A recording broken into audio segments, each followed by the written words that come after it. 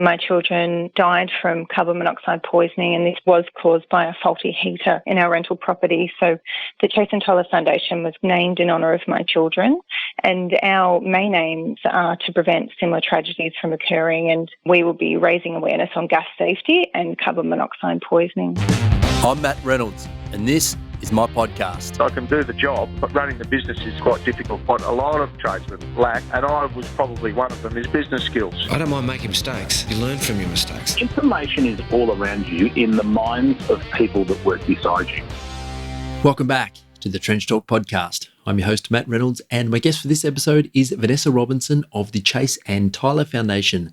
The idea of these discussions, for those of you joining us for the first time, is to go into the trenches of achievement and talk, not with people who are orchestrating from some lofty perspective, but to those high performers who are actually in the trenches, honing their craft. That has included guests from the worlds of business, sport and entertainment. All of them are on the front lines, doing amazing things. Vanessa is one incredibly strong woman, and after her two boys died from carbon monoxide poisoning, she knew something had to be done to raise awareness for the dangers of the odorless, colorless and tasteless poisonous gas. In the initial stages of getting the foundation started, Vanessa contacted Energy Safe Victoria, who agreed to help work with her to raise awareness for the dangers of carbon monoxide. She became the face of the campaign, and many of you will recall this ad. It's called the silent killer. You can't see it, you can't smell it. It's carbon monoxide, and it can kill. One of the main causes is a faulty or badly maintained gas heater. Get them serviced and checked by a licensed gas fitter every 2 years at least. Don't expose your family to a silent killer. Carbon monoxide is a silent killer. It killed our boys. So get your gas heater serviced so this won't happen to you. A message from Energy Safe Victoria. Tyler our chat, we covered the night Vanessa lost her family and the events that followed the tragedy, starting a charity, the work the Chase and Tyler Foundation is doing, including the activities of Carbon Monoxide Awareness Week, some of the challenges she's had to work through, including educating both industry professionals in addition to creating broader community awareness, what motivates Vanessa to keep helping others, the Foundation's Energy Poverty Project and their upcoming winter campaign, lobbying Parliament for legislative change, the financial side of running the charity, and of course, much more.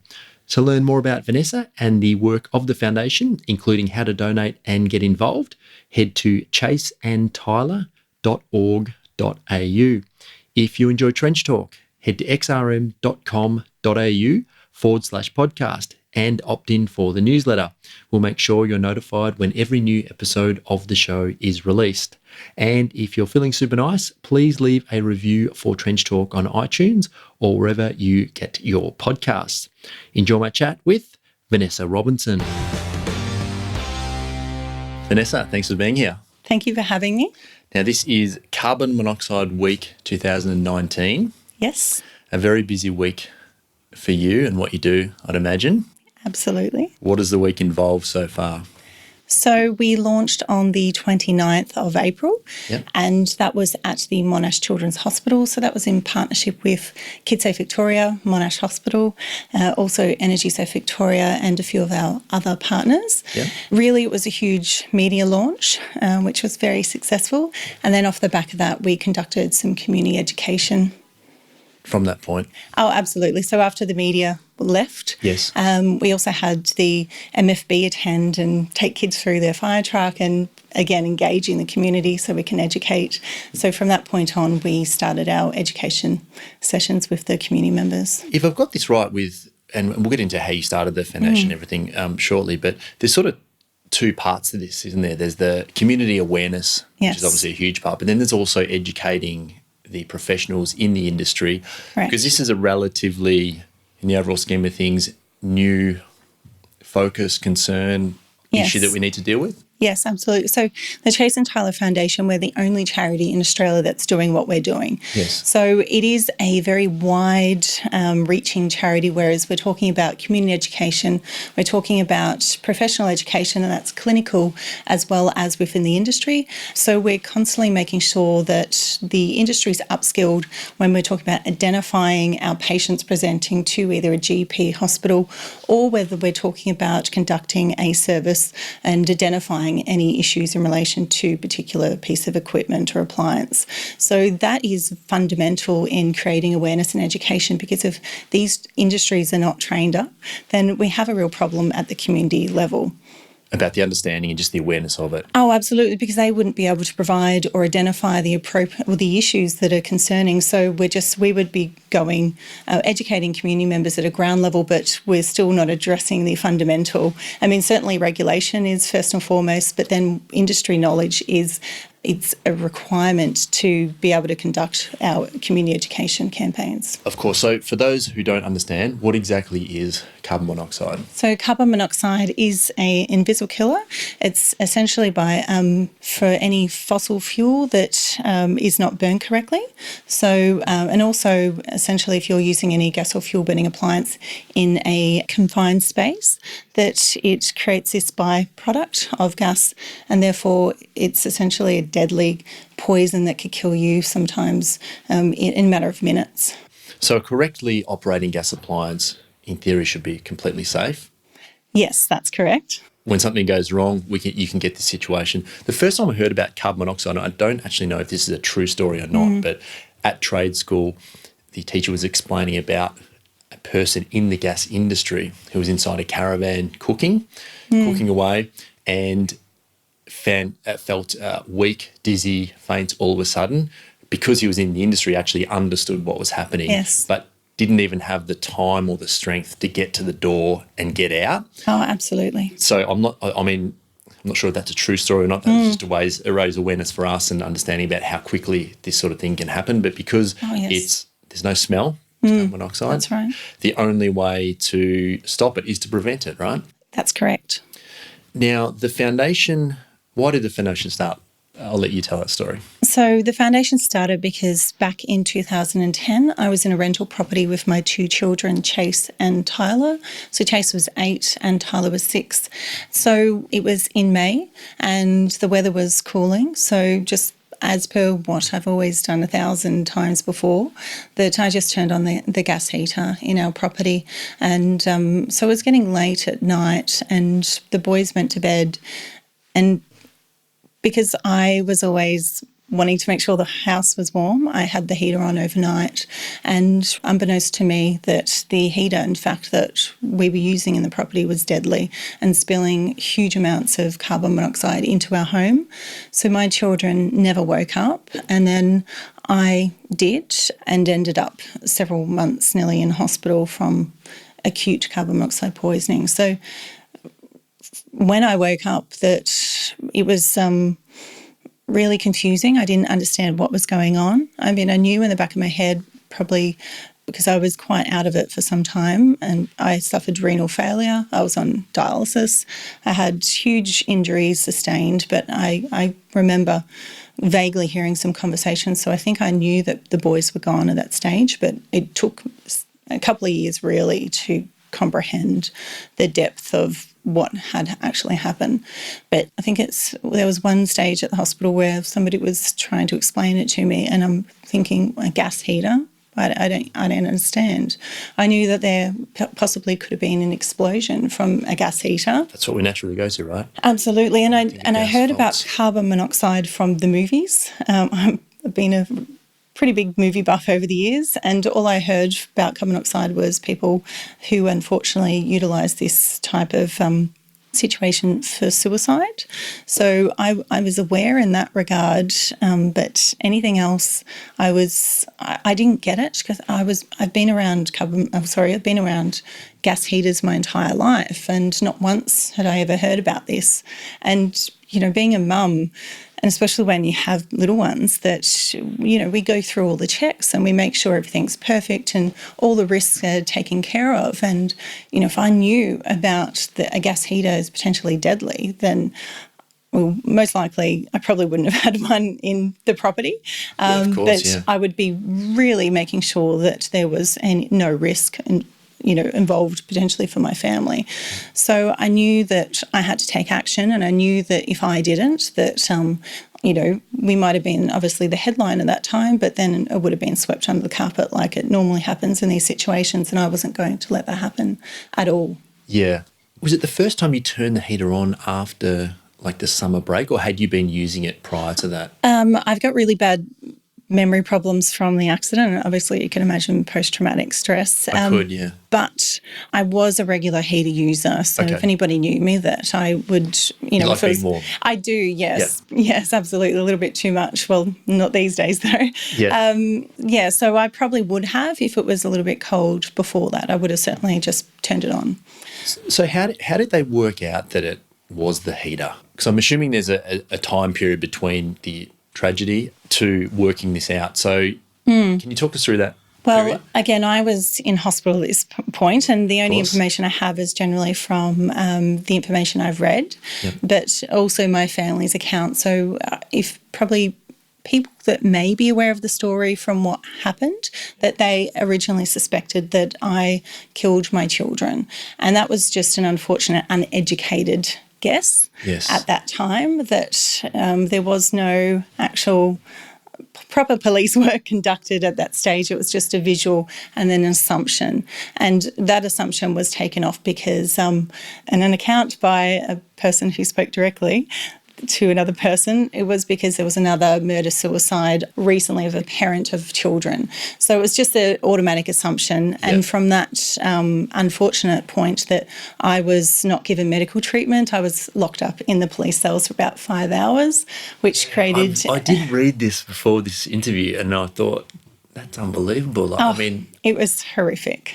It was just a horrific moment in time that was unfortunately even catastrophic due to the stupid actions of some people in particular roles and responsibilities that you would feel that they would act in a professional manner. So this is right after it happened. So were you hazy? Were you dizzy? You said you've had memory loss through that period. So that must have been an incredibly confronting thing, because did you have comprehension of exactly what was going on? Or? No, not at that. No, certainly not. So I was completely out of it. They had to help me walk. They had to hold me up to take my photo. They apparently, in the police interviews, I was not obviously with it whatsoever. So every single point that was conducted in those hours thereafter. I mean, a normal professional would obviously be seeking out medical care, and then you'd be making sure that you'd be following a due process. And unfortunately, within a small town, they then therefore told my colleagues, who I worked at the public hospital there.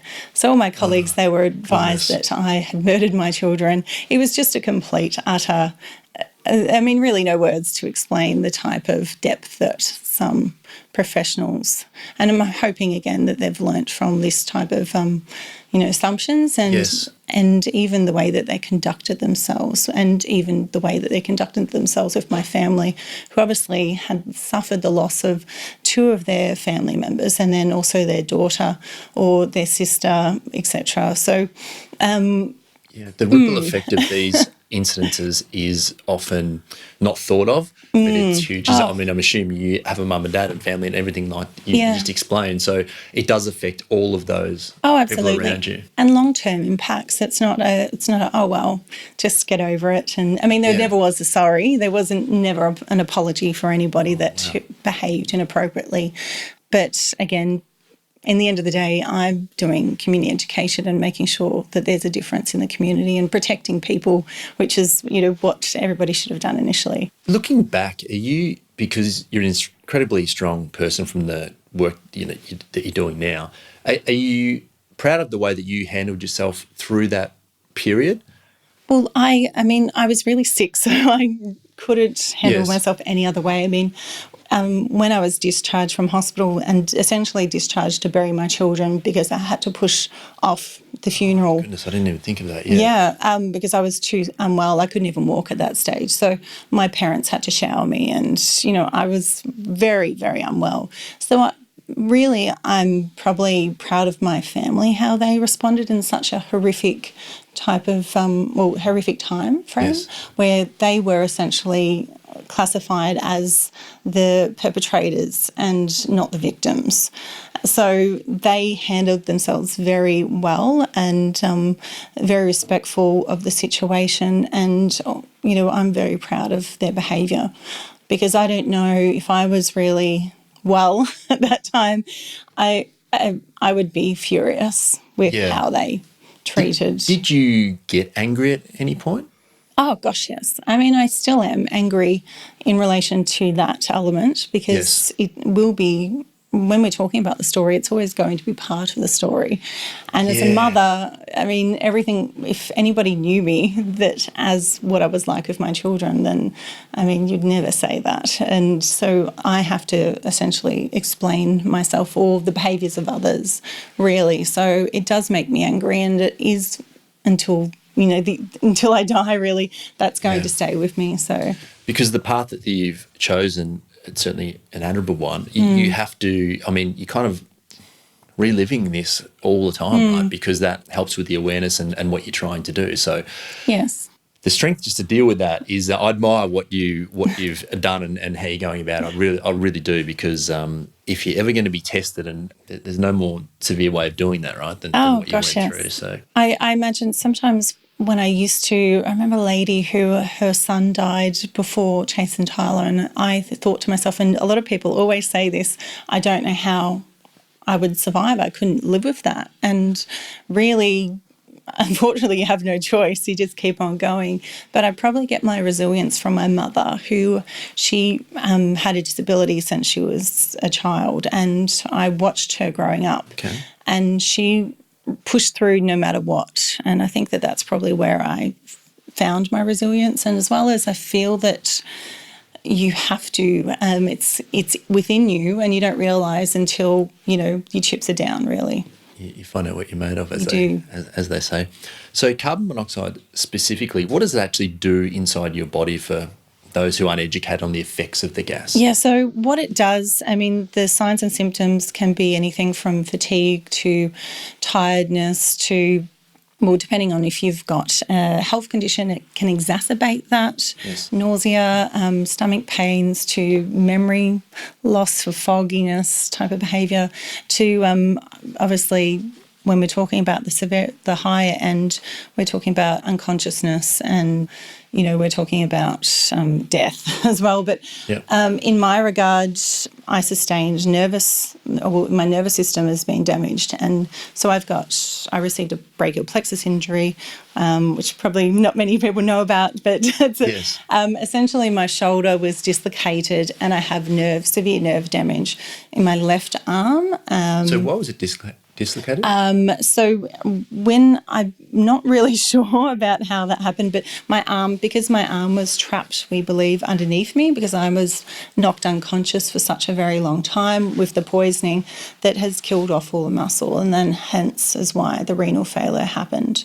So from that, I've got severe nerve damage, and my hand, so it kills me every day. You don't have feeling in your hand, or it's like that I've been to the dentist, really. That numb sort of feeling. So that's what my arm feels like, and my hand's probably a lot worse than my arm, because I struggle. I type, but I don't really type well.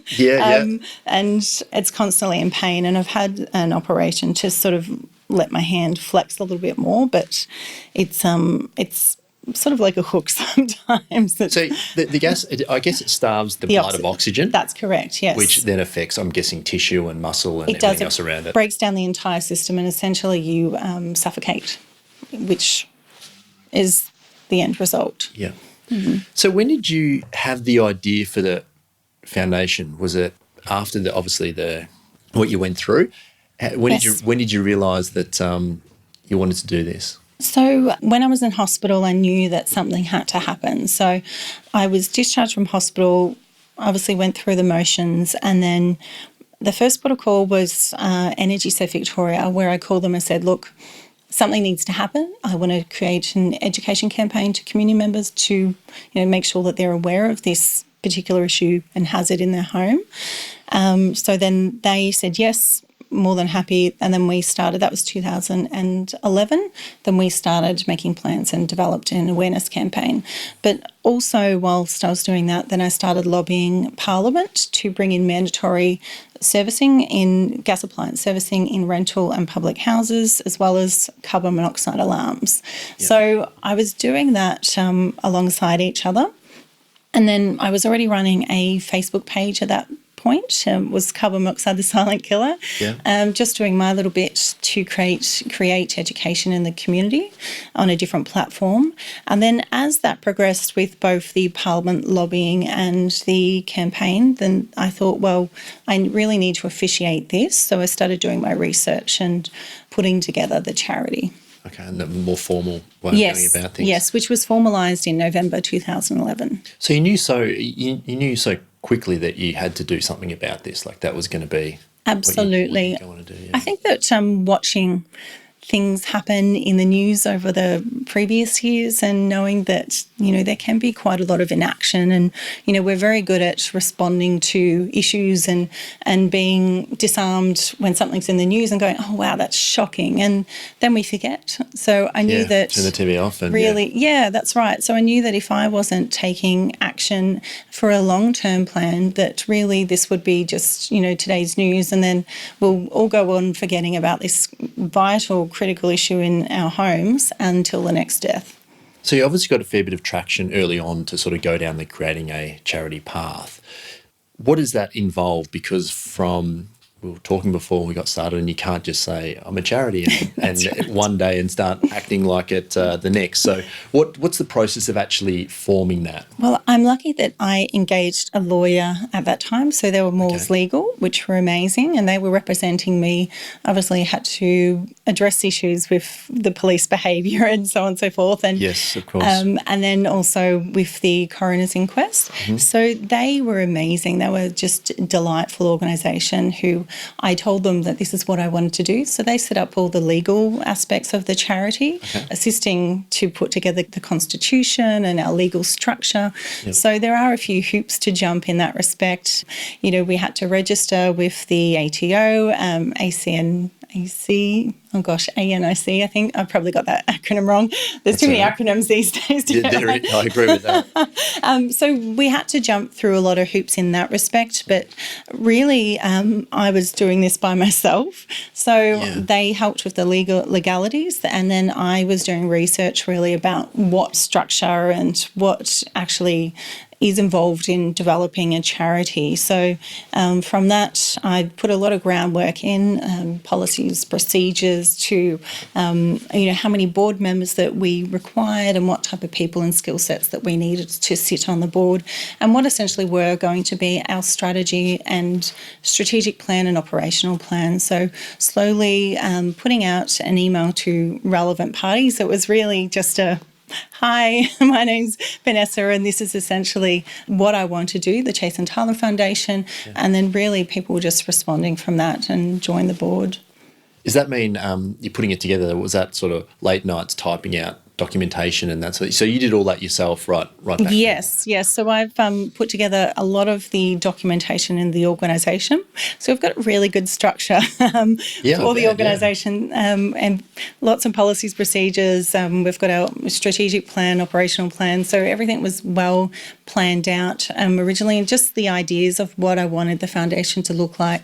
And then as we slowly recruited our board members on, then obviously it became a board decision and really following on from my original vision, whereas we're talking about training within the industry, making sure that every specific field is educated, they're upgrading their skill sets, and then that follows in with consumer education and awareness. After that, of course, yeah. So from a money point of view, you're taking the donations and that, because you form partnerships with companies as well, which I guess you're open to talking to people about. So the money gets donated or comes in or whatever. So does it go specifically down both those paths? Is that? Well, we really, I suppose most people would be surprised about how much money we have.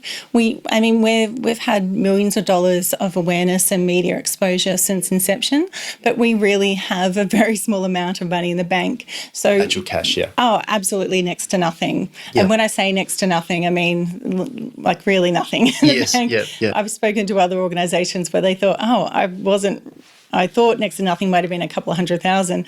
No. Next to nothing means actually like zero. Yeah, that's right.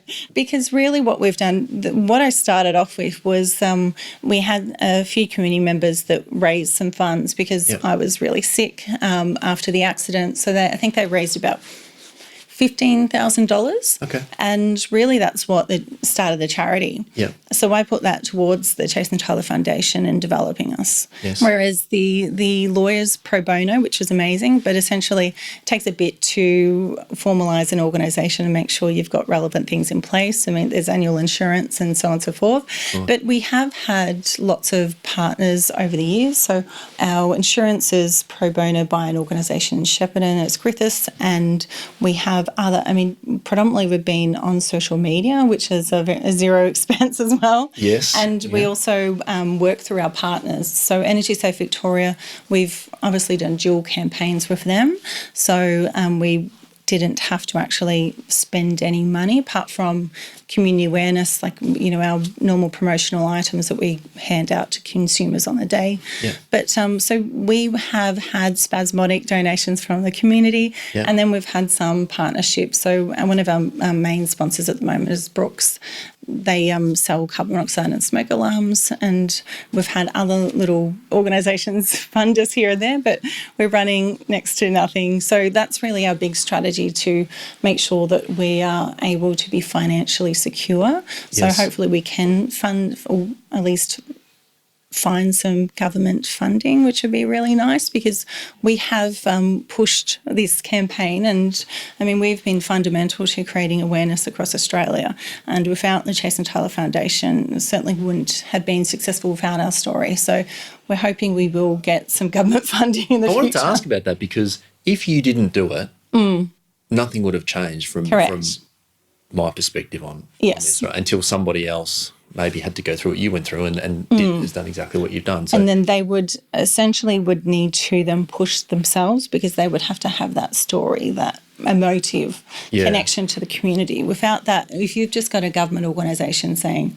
service appliances, then people aren't really going to respond to that, because you need somebody that's gone through it, that knows the risk, knows the repercussions of if that's not done. Yes. So we're all about the charity, making sure that we're getting real stories, so we're collating all these stories, because it happens so frequently. People may not die every day from carbon monoxide, but they're certainly getting poisoned by carbon monoxide on a very high frequent basis. So we're doing research, collection of data and statistics of this happening across Australia. And when you say frequent basis, that's probably surprising to a lot of people. So there's different degrees of carbon monoxide that you can handle. So what I'm imagining you're talking about is that there's heaters that are maybe, shall we call it, slightly faulty? Correct.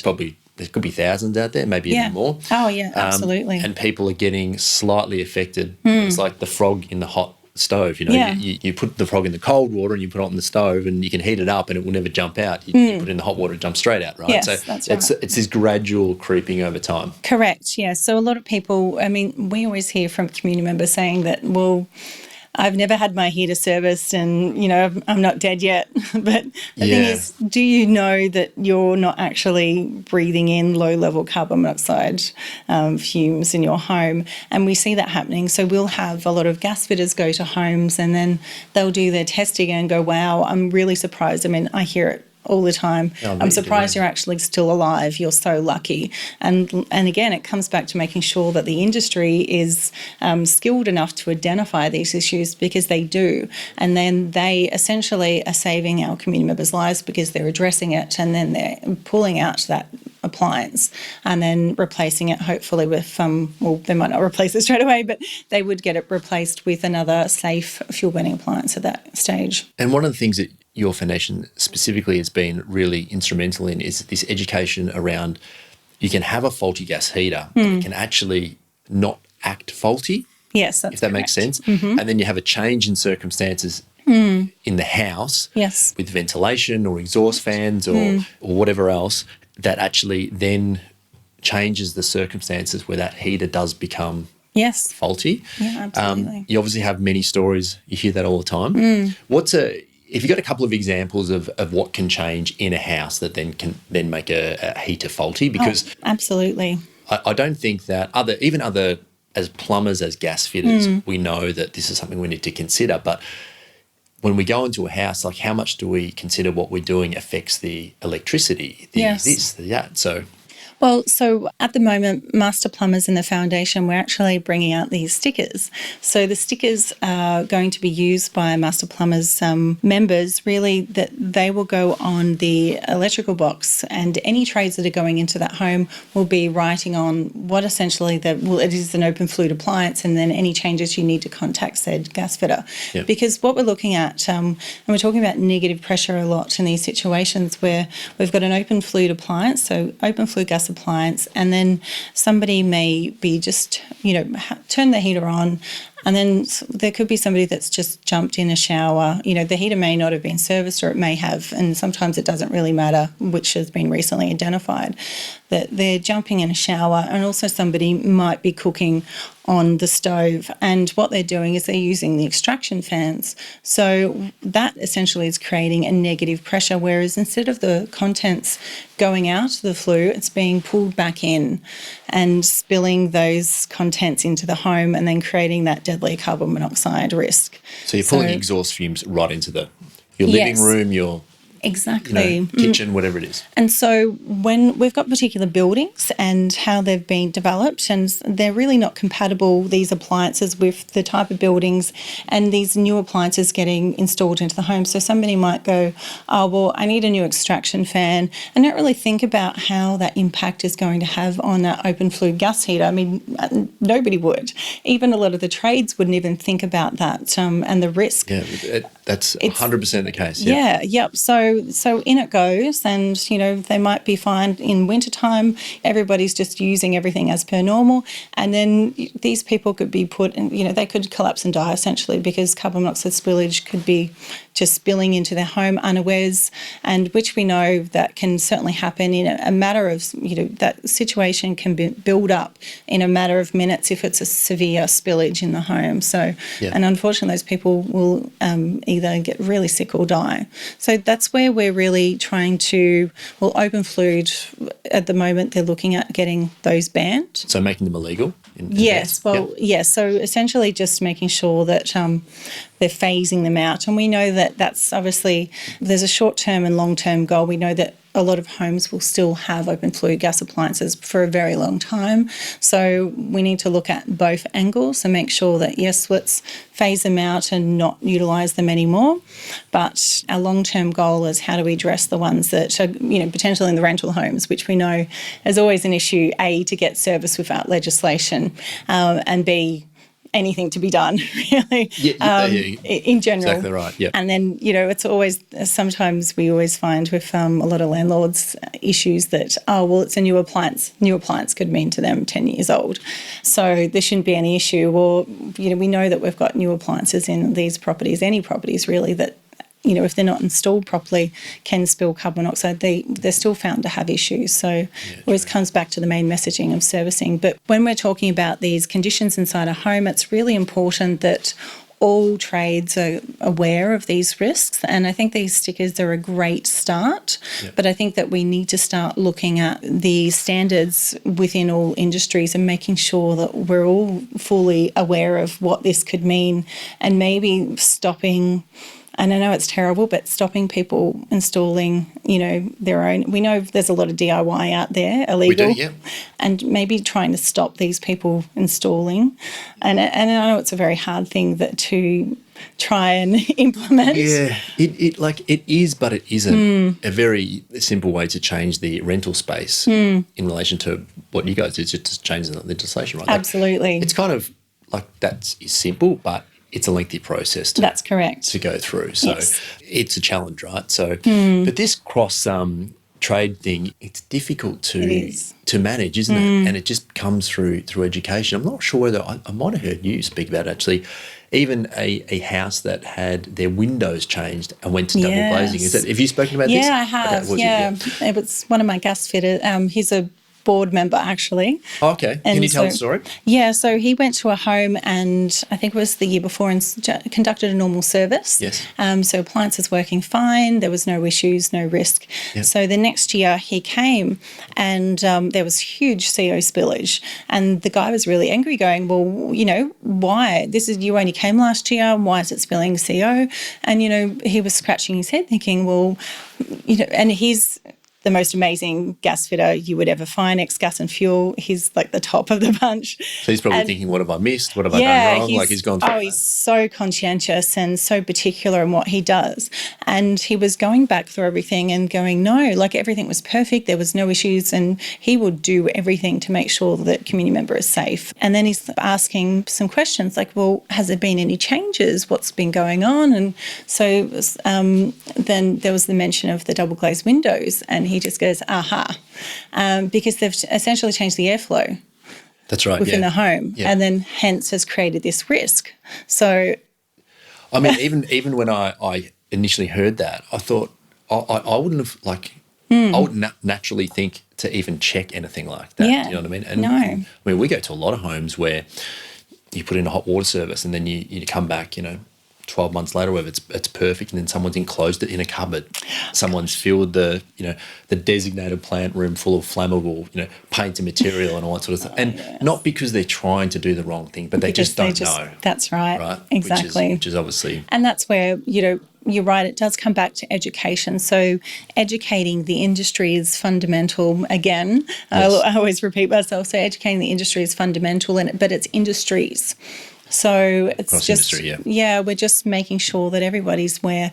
And really it should be when we are installing any type of equipment or appliance in a home that we should be probably a little bit more conscientious about how it impacts. So somebody that's installing windows or let's say an extraction fan, just be a little bit more conscientious, and maybe let's have a process that there is one spot where you'll just be looking before. And again, it's just making sure that it's feasible for all types of dwellings, really. But I think the master plumb is a really good step in that regard, whereas I wanted stickers since the charity started, as well as our gas safety checks, really. So it's just like a check certificate where somebody's going to a home and they're providing all that information about the service, the issues, the date that the gas appliance was serviced. So Masters are bringing out a variety of different stickers as well as this gas safety check document. And we've got a UK organisation which I really looked at a lot when I was developing the charity, and they had one. I thought, what an amazing idea. And so I've been talking about this particular process for a while, and for master plumbers to bring this in, we jumped straight on board. We're like, yes, we love it. We want to certainly drive that with you. So gas appliances aren't Australian specific, right? So is there organisations similar to yours outside of this country?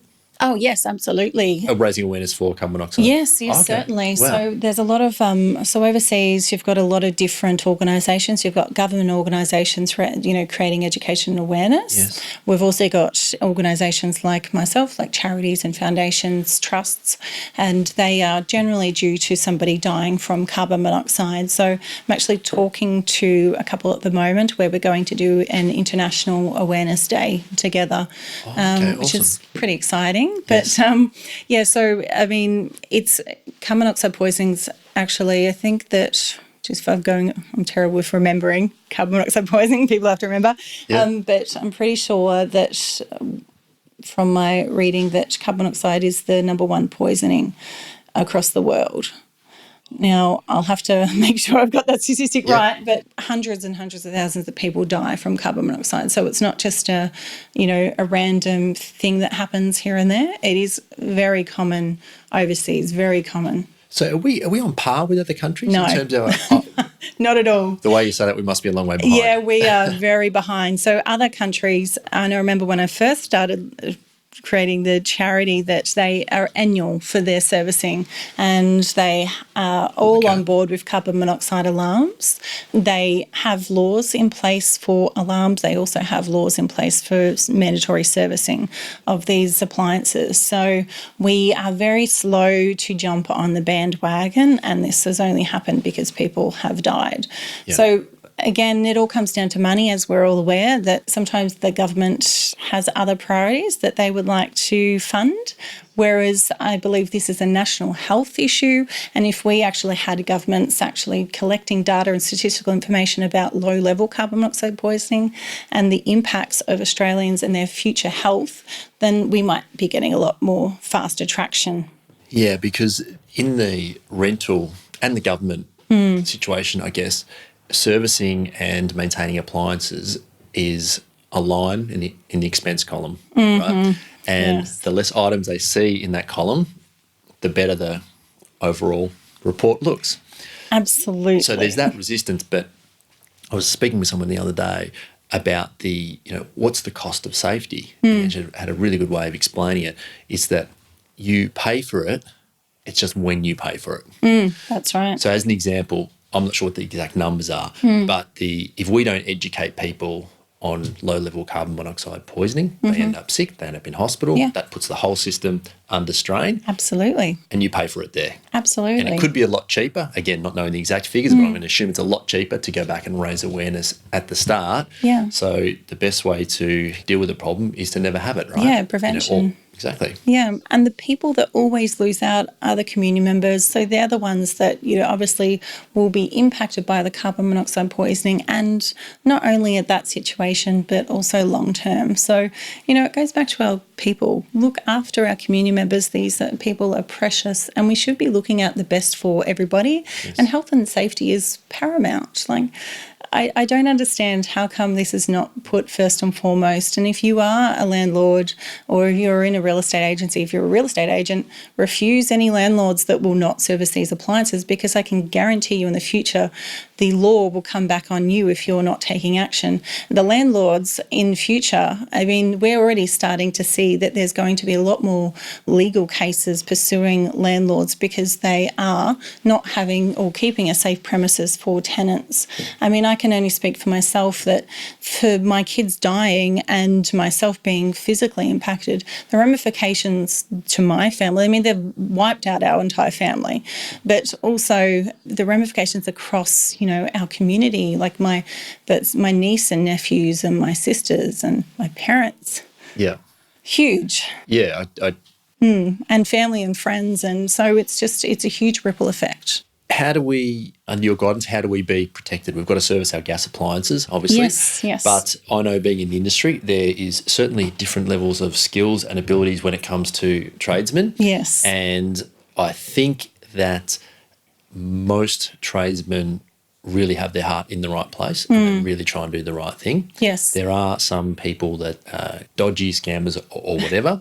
So as a consumer, you want to act in a way that you get the right person. Correct. How do you do that? So the charity, we've been lobbying or creating awareness for quite some time about who essentially they're meant to engage for a gas fitter. Yes. So it's a type A gas fitter and they need to be registered and licensed. And so essentially they would be asking for their gas fitter or plumber's license, and then they would be having a look on the back, and you'll be looking for, right down the bottom, you'll be looking for type A gas appliance servicing, if I've got that particular information right. And this is fundamental. That means that this professional has the experience to actually conduct that gas appliance service. And as well as upskilling within the industry, we've been doing a lot of CO spillage courses, so little day courses at the moment. I believe the code's just been updated, which actually specifies the correct servicing process that these professionals have to conduct, because we have a lot of problems at the moment where we have heaters out there and there's a lot of reasons why they might spill CO. But it doesn't mean necessarily they have to be ripped out and replaced. That's a very good point. Yeah, it's not that you're going to have to spend thousands of dollars necessarily to fix it. You're right. Absolutely. So we have some gas fitters or plumbers around, or maybe unqualified people in general. There might be some people that, I think there are still some people that just go around and check for CO spillage. Yes. So they just turn on the appliance and look for spillage and go, oh, there's a leak. Then with the use of a detection CO device. analyzer, that's right. So then they just essentially want to rip out that gas appliance. That's saving them time. They might have a little kickback because they might sell these appliances. So what we really want to see is that, there could be a multitude of reasons of what's going on with that gas appliance, but you need to actually conduct a full service. Yeah. So if someone comes out and checks your gas appliance and is there for, in most cases, less than an hour, probably less than about 45 minutes, they probably haven't done the right thing, right? Yes. And that's a bit of a blanket statement, but to actually go through each individual component, check it's Yes. okay, check it's clean, inspect it for damage. That's correct. It takes time, right? Yes. It's not a 5-minute thing. It's not a 5-minute thing. It does take a lot of time and dedication by the experienced trade person. Yep. So somebody with an open fluid gas appliance, you may see them come in, they'll have a visual, they'll pull apart the appliance, they might get it out of their vacuum cleaner, do a flue integrity inspection, so checking for cracks. They'll be cleaning out the appliance, and they'll be then doing a negative pressure testing, so they'll get a little smoke thing, shutting doors, turning on extraction fans. It's a little science experiment today with our amazing trades. Yes, it is. They're very proficient at what they do, the ones that are skilled.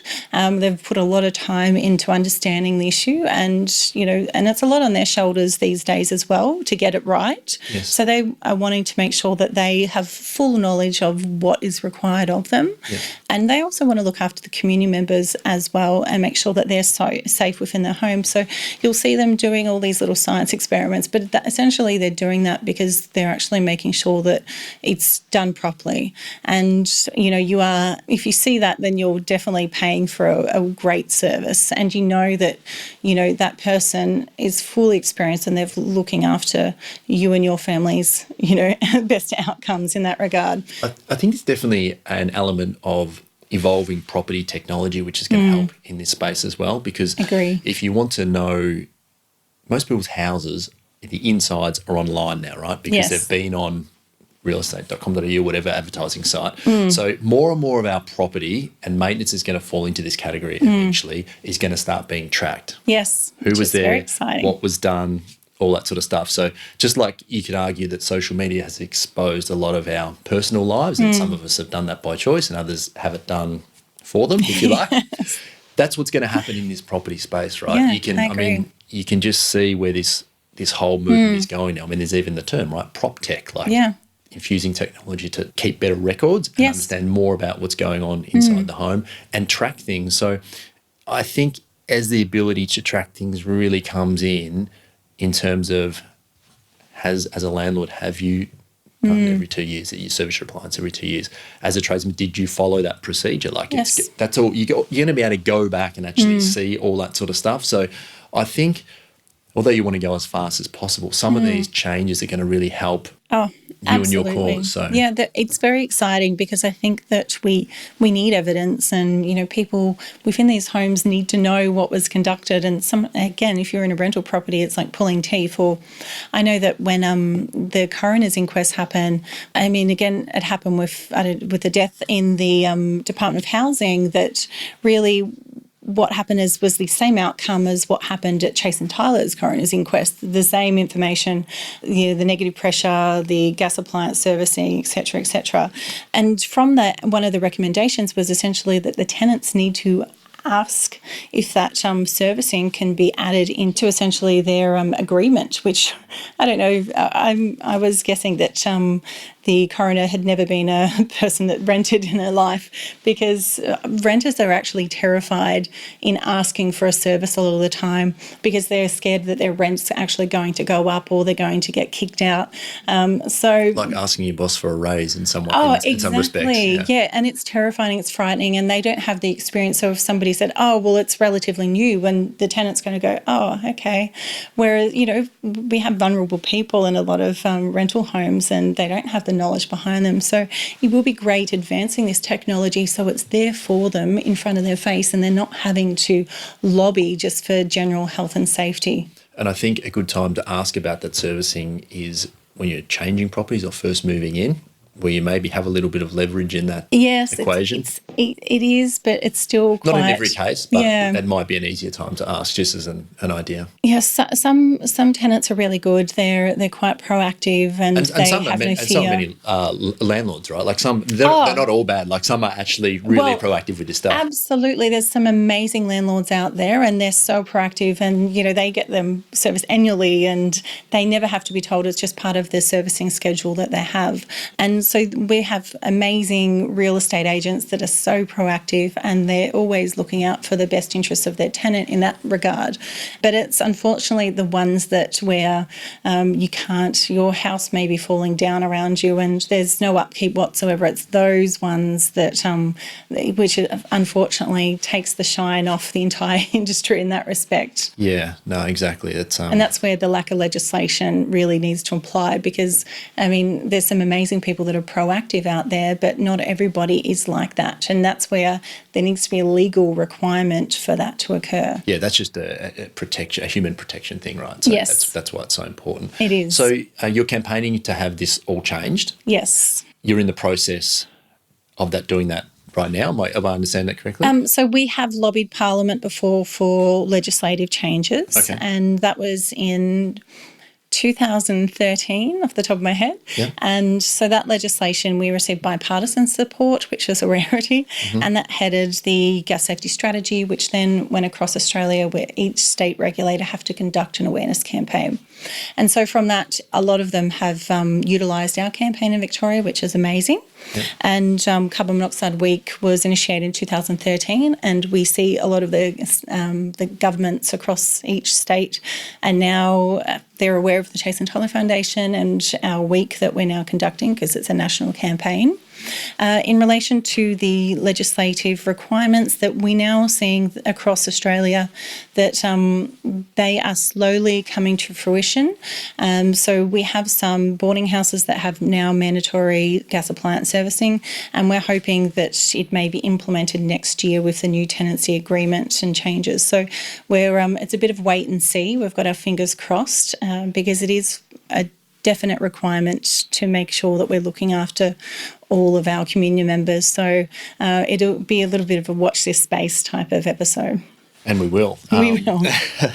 So you've got you've got the Carbon Monoxide Awareness Week, which we're in the midst of right at this minute.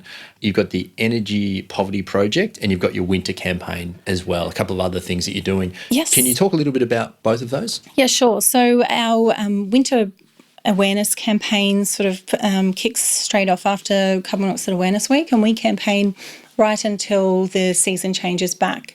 So we'll keep doing, social media campaigning, and then we'll also do sporadic events all throughout the season. So, and again with our partners and community members, and just trying to keep that understanding up throughout the community. Yeah. In relation to our energy poverty, we focus on community members that are financially disadvantaged, and they essentially fall in the category of energy poverty if they are unable to afford general heating. So that could be electricity or gas. Okay. And what we're seeing in Australia has been an issue since probably, I'd say, 2012 that we were identifying this, that a lot of people are using unsafe fuel burning sources and bringing them into their home because they are, either that or they can't afford to service their gas heater, which is very common across Australia. I mean, nobody has that money to fork out if they're really living, day to day, just trying to feed their family. Yeah. So in two cases where they can't afford to service their gas appliance, or they're bringing in their patio heater. There might be just briquettes that they bring in, from outside. Outside, yes. And has killed lots of people across Australia already, and has also taken a lot of people to hospital, a lot of injuries and illness as well. So it's quite... one golden rule, don't bring outside appliances inside, like under any circumstances. Absolutely. You're creating the ideal circumstance for... Correct. It's in confined spaces. And we're talking about caravanning as well. We're talking about, going camping. We're talking about any indoor space. Those old... we used to have one when we used to go camping and caravanning and stuff, the gas lanterns. Yes. Which is... Absolutely. Anything that burns or smoulders is a risk. Yeah. So you need appropriate ventilation. You can't just bring these into enclosed spaces because essentially you're gassing yourself to death. And it has happened, and it is increasing every year in Australia. So we are all about raising awareness of how energy poverty feeds into carbon monoxide poisoning. And so we have kicked off a project which we initiated last year with Launch Housing, and we've donated blankets and carbon monoxide alarms and educational additional resources to our at-risk community members, and we'll be doing so again this year. So if anybody wants to work with us on this, get in contact with us. You said that there is still more and more carbon monoxide poisoning happening. So this is an ongoing problem. Yes. So I would have thought, I just wouldn't have expected that. I'm not sure why, but I just wouldn't have expected that to be the case. But there's many, so after yours, there's been many more cases. Oh, yes. Since then. Oh, absolutely. Because you hear us campaigning in Victoria. Yep. So when we work with Energy Safe Victoria, it's about Victorian issues, but the foundation is Australian-wide. So we don't focus just on Victoria. So New South Wales is a big area that we want to address because there's a lot of unsafe outdoor appliances being used. I mean, I know when I was living there for a little bit that they're using them in restaurants. They're outdoor patio heaters. And so there's a lot of work to be done in that space, but we've had a lot of people die from carbon monoxide poisoning because they're using these appliances in confined spaces. So, we've had deaths from our generators and, cars are a risk as well, to our patio heaters. People are using their outdoor areas now, and you might have your blinds that, that keep the wind out and heat up the inside. Yeah, but in fact, what you're doing is you're closing off all ventilation and poisoning yourself. Yes. So it's just about whenever you use anything, so anything that burns or smoulders, any type of fossil fuel appliance, that really you need to just take in mind that, am I safe to use this in here? Because it looks like probably not. Yes, and you don't use it. So you look at other methods instead. So, stock up on blankets and put on extra layers of clothing, because I know it's not great. A lot of people go, well, we're freezing, but you're going to survive instead of just killing yourself, gassing yourself to death. So, you need to look at other options. And there are government rebates out there, so you need to have a look on, if you do some Googling, you can have a look and see if you're eligible for some rebates. And a lot of other not-for-profit charities also do provide assistance to those in need as well over the winter periods. So in 10 years from now, if everything goes the way that you want it to go, what has the foundation achieved? Oh, well, I hope that in 10 years from now that all the legislation is passed in all states of mandatory gas appliance servicing, or gas and fuel burning appliance servicing would be amazing. And that should be every 1 to 2 years, that we would also have the implementation of carbon monoxide alarms that are introduced that are now legally required. Yep. So that would be first and fundamental what we really want to do. I believe that there's always going to be awareness and education required, because as our technology changes, it's amazing, but unfortunately it does take us a very long time to catch up, and we're talking can be a space of 30 years. So we might have this amazing technology for people who can afford it, but we need to think of, people who are financially disadvantaged, or in particular properties where they're not going to see the benefits. They're still going to live a little bit in the olden ages. So they still will be dealing with these old appliances. So we will always have a space, I believe, for education. We want to start educating schools and making sure that kids are involved and identifying any potential risks, because that will certainly filter up into their parents. And so we want to just cross all different types of sections, and we want to still continue to engage community members. And of course, our gas fitters are fundamental in what we do. So we're very passionate about the industry. And so I hope they can appreciate all the work we're doing in that sector. And we would love to work with them as well, just to dispersing educational material out to their clients. And we've got a gas fitter database that we've just developed, where we're having all Type A gas fitters that we're adding onto our database. So head to our foundation website, which is www.chaseandtyler.org.au. Yep. So everybody can jump on that. If you're a Type A, we'll ask for your qualifications and a few other due diligence information that we need off you, but that's essentially going to be for community members to identify who are qualified. Victoria is our first, obviously, state that we're addressing, and we want to branch out from there on in. So there's the database that you're creating, that's for consumers to go on and find the right person to come into their homes or business and service their appliances. Yep. As a Type A gas fitter, do we also have to upload our information, or are you doing that automatically off the registration or licensing database? So at the moment they'll be submitting via email. So they'll contact the foundation, and then we ask for particular information, and then we will upload that on their behalf. But the computer system will be doing this soon, which will be nice. Yeah, I can imagine it's going to be a lot of work. So we're funding. It all comes back to funding.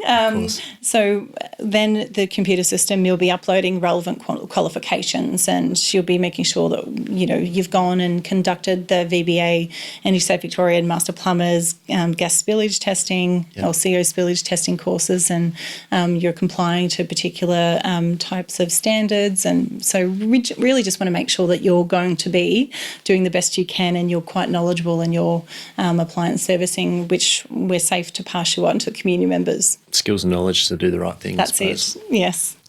A question before we wrap up, Vanessa, that I ask everybody: if you could have one law changed, what would it be?